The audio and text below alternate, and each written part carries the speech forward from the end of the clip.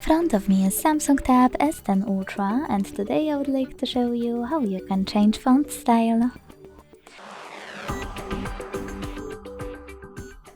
Begin by opening Settings and scrolling down to hit Display. Then scroll down again to tap on Font Size and Style.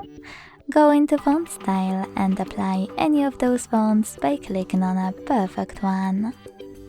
If you want to try something else, click on Font Style, select the Download Fonts and then download a perfect one for you by clicking on this icon next to it, or tapping on it and hitting Install. Either way, when your new style is ready, go back to the same settings and click on it on the list to apply it. Thanks so much for watching. If you enjoyed this video, don't forget to leave a like, comment and subscribe. Bye!